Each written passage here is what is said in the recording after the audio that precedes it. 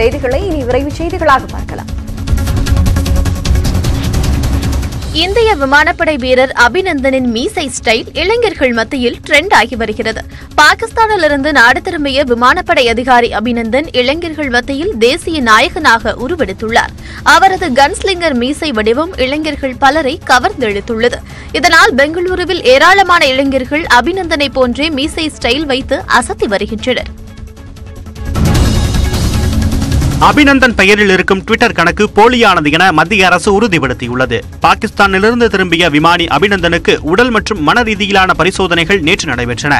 இதைத் தொடர்ந்து அபிநந்தனை பாதுகாப்புத்துறை அமைச்சர் நிர்மலா சீதாராமன் நேரில் சந்தித்து உடல்நலம் குறித்து விசாரித்தார். இந்நிலையில் தன்னை மதித்து பார்க்க வந்த நிர்மலா சீதாராமனுக்கு அபிநந்தன் நன்றி தெரிவிக்கும் ட்விட்டர் பதிவு சமூக வலைதளங்களில் வைரலானது.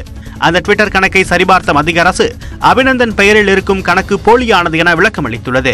இதற்கிடையே தான் மனரீதியாக பாதிக்கப்பட்டதாகவும் பாகிஸ்தான் ராணுவத்தின் பிரதான கேள்வியே மோடி மீண்டும் பிரதமர் ஆவாரா என்பதுதான் என அபிநந்தன் தன்னிலை விளக்கம் அளித்ததாக போலி செய்திகளும் பரப்பப்பட்டு வருகின்றன.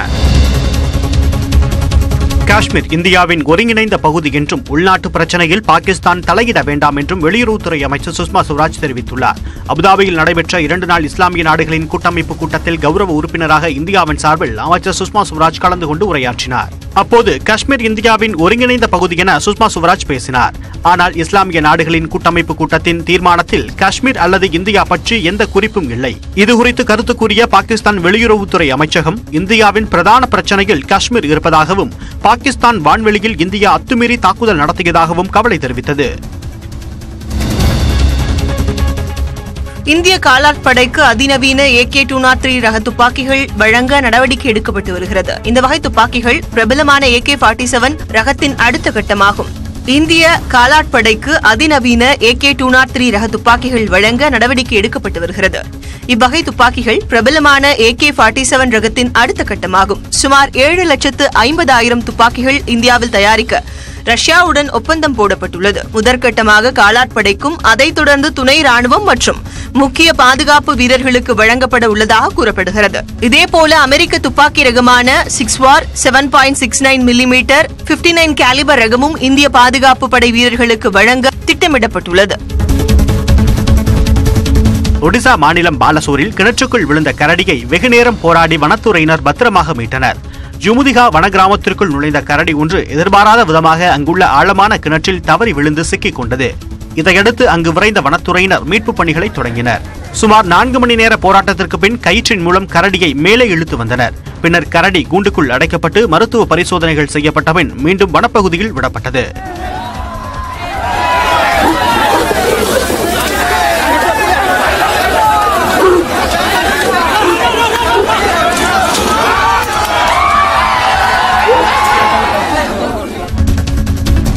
ஆந்திர மாநிலம் கர்னூலில் பயணிகள் விரைவு ரயில் தடம் புரண்டது.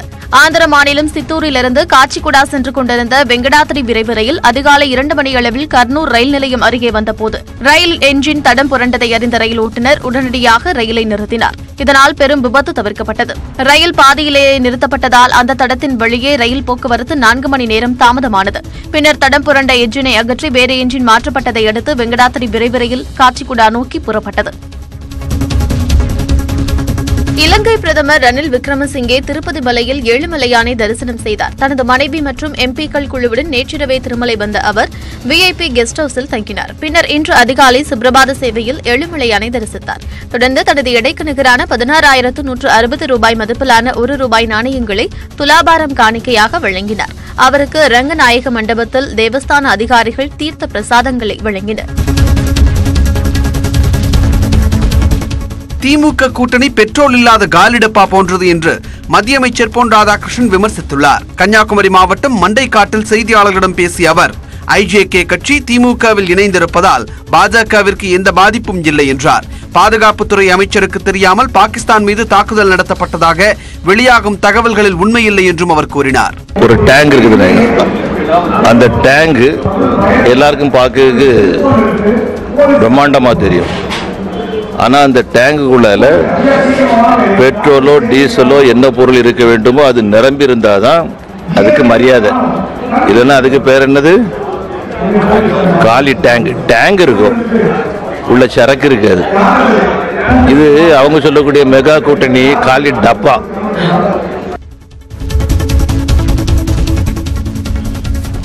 மறைந்த முதலமைச்சர் ஜெயலலிதாவின் 71வது பிறந்த நாளையொட்டி அதிமுக சார்பாக தேனியில் 71 ஜோடிகளுக்கு திருமணம் செய்து வைக்கப்பட்டது. துணை முதலமைச்சர் ஓ பன்னீர்செல்வம் தலைமையில் நடைபெற்ற இந்த திருமணத்தில் மணமக்களுக்கு அனைத்து சீர்வரிசை பொருட்களும் வழங்கப்பட்டன. அமைச்சர்கள் செல்லூர் ராஜு, திண்டுக்கல் சீனிவாசன் உள்ளிட்டோர் கலந்து கொண்டு மணமக்களை வாழ்த்தினர். விழாவில் பேசிய அமைச்சர் செல்லூர் ராஜு, கோபம் என்பதை என்னவென்று அறியாதவர் ஓ பன்னீர்செல்வம் என புகழாரம் சூட்டினார். இதேபோல் அமைதிக்கான போட்டி வைத்தால் ஓபிஎஸும் இபிஎஸும் சரிசமமாக இருப்பார்கள் என அமைச்சர் திண்டுக்கல் சீனிவாசன் கூறினார். 100க்கு 140 எம்பிக்களும் நாம் பெறுகின்ற வியூகத்தை மாண்புமிகு ஓபிஎஸ் அவர்களும் மாண்புமிகு முதலமைச்சர் திரு இபிஎஸ் அவர்களும் இன்றைக்கு வெற்றிகரமாக யாருக்கு யார் போட்டி, அமைதியிலே இவர் சிறந்தவரா, அமைதியிலே இபிஎஸ் சிறந்தவரா என்று போட்டி வைத்தால் சரிசமமாக ஓடிக்கொண்டிருக்கிறது. அவரை விட்டு இவர் பிரிவதில்லை, இபிஎஸ் விட்டு ஓபிஎஸ் பிரிவதில்லை.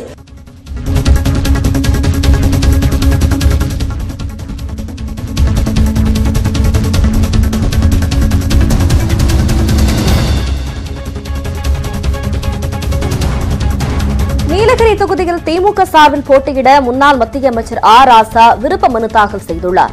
நாடாளுமன்ற தேர்தலுக்கான விருப்ப மனுக்களை கடந்த 1ஆம் தேதி முதல் திமுக பெற்று வருகிறது. ஏற்கனவே 2009ஆம் ஆண்டு நீலகிரியில் வெற்றி பெற்று மத்திய அமைச்சரான ராசா 2014ஆம் ஆண்டு தேர்தலில் தோல்வியடைந்தார். நட்சத்திர வேட்பாளரான ராசா நீலகிரி தொகுதியில் போட்டியிட மீண்டும் மனு தாக்கல் செய்துள்ள நிலையில் அந்த தொகுதியில் அவரே நிறுத்தப்படுவார் என்று கட்சி வட்டாரத்தில் பேசப்படுகிறது. 6 பட்டியலின சமூகங்களை ஒன்றிணைத்து அவர்களை தேவேந்திர குல வேளாளர் என அழைப்பது குறித்து ஆராய தமிழக அரசு குழு அமைத்திருப்பதற்கு பாமக நிறுவனர் ராமதாஸ் வரவேற்பு தெரிவித்துள்ளார். பட்டியலினத்தில் இடம்பெற்றுள்ள குடும்பன், பன்னாடி, காலாடி, கடையன், தேவேந்திர குலத்தான், பள்ளன் ஆகிய 6 பிரிவுகளையும் ஒன்றாக இணைத்து தேவேந்திர குல வேளாளர் என பெயர் மாற்றம் செய்ய அரசு திட்டமிட்டுள்ளது. இதுகுறித்து அறிக்கை விடுத்துள்ள ராமதாஸ் 2012ஆம் ஆண்டு இதே கோரிக்கையை பாமக வலியுறுத்தியதாக தெரிவித்தார். இது தொடர்பான குழுவின் அறிக்கையை விரைவாக பெற்று இதனை விரைவில் செயல் வடிவமாக்க வேண்டும் என ராமதாஸ் வலியுறுத்தியுள்ளார். தனக்கு சட்டமன்ற தேர்தல் தான் பிரதானம் என்றும் நாடாளுமன்ற தேர்தலில் கடைபிடிப்பது நிதானம் எனவும் லட்சிய திமுக தலைவர் டி ராஜேந்தர் கூறியுள்ளார். தூத்துக்குடியில் செய்தியாளர்களை சந்தித்த அவர் தான் அரசியல்வாதி அல்ல, லட்சியவாதி என்றார். கமல்ஹாசனின் அரசியல் பிரவேசம் குறித்த கேள்விக்கு அவர் மிகப்பெரிய நடிகர் என்றும் ஆனால் அவரை விட பெரிய நடிகர்கள் எல்லாம் அரசியலில் இருப்பதாகவும் தெரிவித்தார். அரசியல்ல சாதாரண விஷயம் கிடையாது. அவ்வளவு சீக்கிரமா யாரையும் சேர்த்துக்க மாட்டாங்க. அவ்வளவு கஷ்டம். ஐயோ, சினிமாவில் தான் நடிகெல்லாம் நடிப்பான், அரசியல் தரையில ஐயோ ராசா அப்பா ஐயோ ஐயோ அவங்கள மாதிரிலாம் நடிக்கவே முடியாது. மக்கள்கிட்டையும் நடிக்கிறாங்க, எல்லாத்தையுமே நடிக்கிறாங்க. அது ஒரு மாஃபியா கூட்டத்தான். எங்கள் மாஃபியாவில் இவரை தான் சேர்த்துப்போம், அவரை தான் சேர்த்துப்போம். யாரை சேர்த்துக்கணும்? கொள்ளை அடிக்கிறதுக்கு ஜெய போடுறியா, என்ன ஜால்ரா தட்டுறியா என்ன அப்படிங்கிறதுக்கு அந்த அதுதான் சார். இங்கே வேற துணை ஆட்சியர், காவல்துறை துணை கண்காணிப்பாளர் உள்ளிட்ட 181 காலி பணியிடங்களுக்கான குரூப் 1 முதல்நிலை தேர்வு தமிழகம் முழுவதும் நடைபெற்றது. சென்னை உட்பட தமிழகம் முழுவதும் 773 மையங்களில் நடைபெறும் தேர்வில் 2,28,000க்கும் மேற்பட்டோர் தேர்வு எழுதினர். 300 கேள்விகளுடன் 3 மணி நேரம் நடத்தப்பட்ட தேர்வில் ஆர்வமுடன் பட்டதாரிகள் பங்கேற்றனர். புதுச்சேரியில் குடியிருப்பு பகுதியில் இருந்த 27 சாரைப்பாம்பு குட்டிகளை வனத்துறையினர் மீட்டனர். ராஜேஷ் கண்ணா என்பவரது வீட்டின் குளியலறை சுவற்றில் இருந்த சந்தில் பாம்பு குட்டி இருந்ததைக் கண்டு வீட்டு உரிமையாளர் அதனை அடித்துக் கொன்றுள்ளார். மேலும் ஒரு பாம்பு குட்டி வெளியேறி வந்த நிலையில் அதனை அடித்துள்ளார். தொடர்ந்து வரிசையாக பல பாம்பு குட்டிகள் வெளியே வந்ததால் பயந்த அவர் அக்கம் பக்கத்தினருக்கு தகவல் அளித்தார். அதன் பின்னர் அங்கு வந்த வனத்துறையினர் 27 சாரைப்பாம்பு குட்டிகளையும் 3 பாம்பு முட்டைகளையும் மீட்டனர். வெயில் காரணமாக முட்டைகள் பொரிந்து பாம்புகள் ஒவ்வொன்றாக வெளியில் வந்ததாக வனத்துறையினர் தெரிவித்தனர். வண்டலூர் உயிரியல் பூங்காவில் உள்ள ஆதித்யா, ஆர்த்தி ஆகிய 2 புலிகளை நடிகர் விஜய் சேதுபதி தத்தெடுத்துள்ளார். அவற்றின் 6 மாத உணவிற்கான செலவான 5 லட்சம் ரூபாயையும் அவர் வழங்கினார். பின்னர் செய்தியாளர்களிடம் பேசிய அவர் பொழுதுபோக்குவதற்காக வணிக வளாகங்களில் சுற்றுவதை விடுத்து பொதுமக்கள் இதுபோன்ற உயிரியல் பூங்காக்களை பார்வையிடலாம் என்றார். பீச், ஷாப்பிங் மால் போற அதே சமயத்தில் இங்கேயும் வரலாம். இது அவ்வளோ என்டர்டெய்னிங்காக இருக்குது, ஜாலியாக இருக்கு நான் நம்புகிறேன். இன்னொன்று விஷயம் வந்து விலங்குகளை பார்க்கும்போது அதோட இன்னசென்ஸ் நமக்கு ரொம்ப நம்மளோட அது மனசுக்கு ரொம்ப இதமாக இருக்கும்னு நினைக்கிறேன். அதோட இன்னசென்ஸ் வந்து உங்களை அட்ராக்ட் பண்ண நம்புகிறேன். பணி நிரந்தரம் செய்யக்கோரி வேலூர் சிபிஎஃப் நிறுவன தொழிலாளர்கள் 5வது நாளாக உள்ளிருப்பு போராட்டத்தில் ஈடுபட்டுள்ளனர். பல்லளக்குப்பம், கொத்தமாரிக்குப்பம் ஆகிய இடங்களில் அமைந்துள்ள சிபிஎஸ் என்னும் தனியார் கோழி வளர்க்கும் கம்பெனியில் கடந்த 5 ஆண்டுகளாக பணிபுரியும் 100க்கும் மேற்பட்ட ஒப்பந்த தொழிலாளர்களுக்கு ஆண்டுக்கு ₹1 மட்டுமே கூலி உயர்வு வழங்கப்படுவதாக தெரிகிறது. குறைந்த ஊதியத்தில் 12 மணி நேரத்திற்கு மேல் வேலை வாங்குவதால் தொழிலாளர் நலத்துறை அதிகாரிகளிடம் பலமுறை புகார் கொடுத்துள்ளனர். இந்நிலையில் பணி நிரந்தரம் செய்யக்கோரி கடந்த 5 நாட்களாக இரவு பகலாக தொழிலாளர்கள் உள்ளிருப்பு போராட்டத்தில் ஈடுபட்டுள்ளதால் அவர்களது குடும்பத்தினர் கம்பெனி வாசலில் காத்திருந்தனர். சென்னையை அடுத்த வண்டலூர் அருகே கிரானைட் கல் ஏற்றி வந்த லாரி பிரேக் பிடிக்காமல் கவிழ்ந்து விபத்திற்குள்ளானது. வண்டலூரிலிருந்து பூவிருந்தவல்லி செல்லும் பைபாஸ் சாலையில் கிரானைட் கற்களை ஏற்றிக்கொண்டு கனரக வாகனம் சென்று கொண்டிருந்தது. முடிச்சூர் அருகே லாரி சென்று கொண்டிருந்த போது பிரேக் பிடிக்காமல் தடுமாறியது. சாலையோர நடைபாதையை தாண்டி லாரியின் முன்பகுதி முறிந்து கிடந்தது. லாரியின் முன்பக்கம் கடுமையாக சேதமாகியிருந்த நிலையில் அதில் சிக்கியிருந்த ஓட்டுநர் மற்றும் கிளீனரை அப்பகுதி மக்கள் மீட்டு மருத்துவமனைக்கு அனுப்பி வைத்தனர். பல்வேறு நிகழ்ச்சிகளில் பங்கேற்க குடியரசுத் தலைவர் ராம்நாத் கோவிந்த் தனி விமானம் மூலம் கோவை வந்துள்ளார். அவருக்கு ஆளுநர் பன்வாரிலால் புரோஹித், கோவை மாவட்ட ஆட்சியர் ராசாமணி, உள்ளாட்சித்துறை அமைச்சர் SP வேலுமணி உள்ளிட்டோர் வரவேற்பளித்தனர். கார் மூலமாக விருந்தினர் மாளிகைக்கு சென்றவர் இன்றிரவு அங்கு தங்குகிறார்.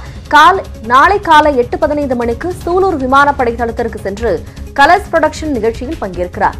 பின்னர் ஹெலிகாப்டர் மூலமாக ஈஷா யோகா மையம் சென்று மகா சிவராத்திரி விழாவை தொடங்கி வைக்க உள்ளார். இரவு மீண்டும் விருந்தினர் மாளிகையில் ஓய்வெடுத்த பின்னர் செவ்வாய்க்கிழமை தனி விமானம் மூலமாக டெல்லி புறப்படுகிறார். ஆஸ்திரேலியாவின் கிழக்கு விக்டோரியா மாகாணத்தில் வேகமாக பரவி வரும் காட்டுத்தீ அருகில் உள்ள குடியிருப்புகளுக்கும் பரவி வருகிறது. விக்டோரியா மாகாணத்தில் மொத்தம் 25 இடங்களில் காட்டுத்தீ ஏற்பட்டுள்ளது. பன்யி பார்க்கில் பிடித்துள்ள தீயை அணைக்கும் பணியில் பொதுமக்கள், தீயணைப்பு வீரர்கள் என சுமார் 1000 பேர் ஈடுபடுத்தப்பட்டுள்ளனர். 120 தீயணைப்பு வாகனங்கள், 20 விமானிகளும் பணியில் ஈடுபட்டுள்ளனர். இதுவரை காட்டுத்தீயில் 6300 ஹெக்டேர் வீணாகியுள்ளது. கடும் வெப்பநிலை காரணமாக தீயை அணைப்பதில் சிக்கல் ஏற்பட்டுள்ளது.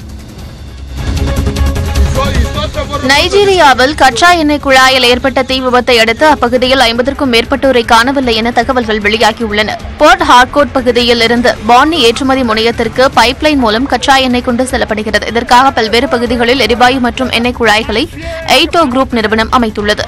அதன் ஒரு பகுதியாக பாயில்சா மாகாணத்தின் நெம்பி கிங்டம் பகுதியில் அமைக்கப்பட்ட கச்சா எண்ணெய் குழாயில் எண்ணெய் கசிவு ஏற்பட்டு குழாய்கள் வெடித்து சிதறின. இதனால் அப்பகுதி மக்கள் உயிர் பிழைக்க அலறி அடித்து ஓடினர். இந்த விபத்திற்கு பிறகு அப்பகுதியைச் சேர்ந்த 50க்கும் மேற்பட்டோரை காணவில்லை என அப்பகுதி மக்கள் தெரிவித்துள்ளனர். பிரேசிலில் டென்னிஸ் போட்டி களத்தில் ஆதரவற்ற நாய்கள் கண்காட்சியில் டென்னிஸ் பந்துகளை எடுத்து போட நாய்களுக்கு பயிற்சி அளிக்கப்பட்டது. நாய் வளர்ப்பை ஊக்குவிக்கும் வகையில் பிரேசிலில் 4வது ஆண்டாக கண்காட்சி நடைபெற்றது. சாபால் நகரில் உள்ள டென்னிஸ் களத்தில் நடைபெற்ற இந்த கண்காட்சியில் அரையிறுதிப் போட்டி தொடங்குவதற்கு முன்பாக டென்னிஸ் வீரர்கள் அடித்த பந்துகளை நாய்கள் கவ்விக்கொண்டு வந்து கொடுத்தன. ஆதரவற்ற நிலையில் சுற்றித் திரிந்த நாய்களின் திறமையை கண்டு யாரேனும் தத்தெடுப்பார்கள் என்பதால் ஆண்டுதோறும் சேவை நிறுவனங்கள் இந்த கண்காட்சியை நடத்தி வருகின்றன. இஸ்ரேலில் பிரதமருக்கு ஆதரவாகவும் எதிராகவும் பேரணியில் ஈடுபட்ட இரு தரப்பினரிடையே வாக்குவாதம் ஏற்பட்டது. இஸ்ரேல் பிரதமர் மீதான ஊழல் குற்றச்சாட்டை திரும்ப பெறக்கோரி ஒரு தரப்பினரும், பிரதமர் பதவி விலக வேண்டும் என மற்றொரு தரப்பினரும் பேரணியில் ஈடுபட்டனர். டெல் அவிவ் என்ற இடத்தில் இருதரப்பு பேரணியும் எதிரெதிரே வந்தது. அப்போது இரு தரப்பினரிடையே கடும் வாக்குவாதம் ஏற்பட்டது. அப்போது உடனடியாக செயல்பட்ட போலீசார் இரு தரப்பையும் சமாதானப்படுத்தி பேரணியை தனித்தனியாக அனுப்பி வைத்தனர். இலங்கையில் ரயில் வருவதை அறியாமல் செல்போனை பார்த்தபடி தண்டவாளத்தில் சென்று கொண்டிருந்த மாணவி ரயில் மோதி உயிரிழந்தார். அவரை காப்பாற்ற சென்ற மாணவனும் உயிரிழந்தார். கண்டி மாவட்டம் நாவலப்பட்டியில் ரயில்வே தண்டவாளத்தில் செல்போனை பார்த்தபடி பூமி பாக்யா செவந்தி என்ற மாணவி சென்று கொண்டிருந்தார். அப்போது அந்த தண்டவாளத்தில் ரயில் வருவதை அறியாமல் மாணவி தொடர்ந்து சென்று கொண்டிருந்தார். இதை பார்த்த ஹர்ஷகுமார் என்ற மாணவர் மாணவியை காப்பாற்ற முயன்றுள்ளார். கண்ணிமைக்கும் நேரத்தில் இருவர் மீதும் ரயில் மோதியதில் உடல் துண்டாகி இருவரும் உயிரிழந்தனர்.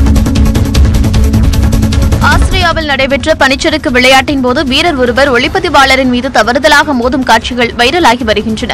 இத்தாலிய வீரரான ஆரோன் கோஸ்னர் தமது வாய்ப்பை வெற்றிகரமாக பூர்த்தி செய்த பின்னர் பார்வையாளர்களை நோக்கி உற்சாகமாக கையசைத்தவாறே சென்றார். அப்போது எதிர்பாராத விதமாக ஒளிப்பதிவாளரின் மீது அவர் மோதி தடுமாறினார். இங்கிலாந்து கால்பந்து அணியின் முன்னாள் கேப்டன் டேவிட் பெக்காமை கௌரவிக்கும் விதமாக லாஸ் ஏஞ்சலிஸ் மைதானத்தில் அவருக்கு சிலை திறக்கப்பட்டுள்ளது. 2007 முதல் 2012 ஆண்டு வரை இவர் லாஸ் ஏஞ்சலிஸ் கேலக்சி அணிக்காக கால்பந்து விளையாடினார். இவரது தலைமையின் கீழ் இந்த அணி 2 முறை சாம்பியன் பட்டத்தை முத்தமிட்டது. இதற்காக அவரை பெருமைப்படுத்தும் விதமாகவே இந்த பிரம்மாண்ட சிலை திறக்கப்பட்டுள்ளது. விழாவில் கலந்து கொண்ட டேவிட் பெக்காம் தலைமுறைகளை கடந்தும் இந்த சிலை தன்னை பெருமைப்படுத்தும் என்றார். அடுத்த ஆண்டு இந்தியாவின் மின்சாதன கழிவுகளின் எண்ணிக்கை 5.2 மில்லியன் டன்னாக அதிகரிக்கும் என்று அசோச்சம் கணித்துள்ளது. இந்த அளவு கடந்த 2016ஆம் ஆண்டு 2 மில்லியன் டன்னாக இருந்தது. உலக அளவில் மின்னணு பொருட்களின் கழிவுகள் அதிகரிக்கும் நாடுகளின் பட்டியலில் இந்தியா 5வது இடத்தில் உள்ளது. இந்தியாவில் மகாராஷ்டிரா மாநிலம் 19.2% கழிவுகளுடன் முதலிடத்திலும் 13%துடன் தமிழகம் 2வது இடத்தையும் பிடித்துள்ளது குறிப்பிடத்தக்கது. AR முருகதாஸ் இயக்கத்தில் ரஜினிகாந்த் நடித்து வரும் புதிய திரைப்படத்தில் நயன்தாரா, கீர்த்தி சுரேஷ் ஆகியோர் நடிக்க உள்ளதாக தகவல்கள் வெளியாகியுள்ளன. பேட்ட திரைப்படத்தை தொடர்ந்து AR முருகதாஸ் இயக்கும் திரைப்படத்தில் நடிகர் ரஜினிகாந்த் ஒப்பந்தமாகியுள்ளார். இரட்டை வேடத்தில் நடிகர் ரஜினிகாந்த் நடிக்க உள்ளதாக தகவல் வெளியான நிலையில் அதனை அண்மையில் படக்குழு மறுத்தது. இந்நிலையில் காலா, பேட்ட திரைப்படங்களை தொடர்ந்து ரஜினிகாந்தின் அடுத்த படத்திலும் 2 கதாநாயகிகள் நடிக்க உள்ளனர். Lady super star Nayanthara, Keerthy Suresh ஆகியோர் ரஜினிக்கு ஜோடியாக நடிக்க உள்ளதாக தெரிகிறது. சந்தானம் நடிக்கும் அடுத்த திரைப்படத்திற்கு அக்யூஸ் நம்பர் 1 என பெயரிடப்பட்டுள்ளது. இந்த படத்தின் ஃபர்ஸ்ட் லுக் போஸ்டரையும் படக்குழு வெளியிட்டுள்ளது. தில்லுக்கு துட்டு திரைப்படத்தை தொடர்ந்து சந்தானத்தின் சர்வசுந்தரம், ஓடி ஓடி உழைக்கணும், மன்னவன் வந்தானடி திரைப்படங்கள் ரிலீஸுக்கு தயாராகியுள்ளன. இந்நிலையில் கே ஜான்சன் இயக்கத்தில் அக்யூஸ் நம்பர் 1 திரைப்படத்தில் சந்தானம் நடித்து வருகிறார்.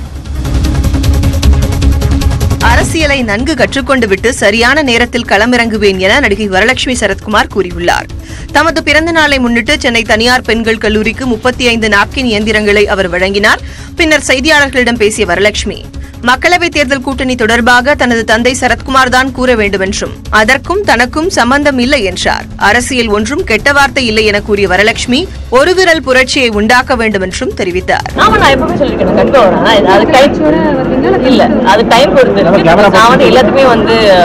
ஜம்ப் பண்ணி ஆர்வம் போற மாதிரி நான் எதுவும் பண்ண மாட்டேன்.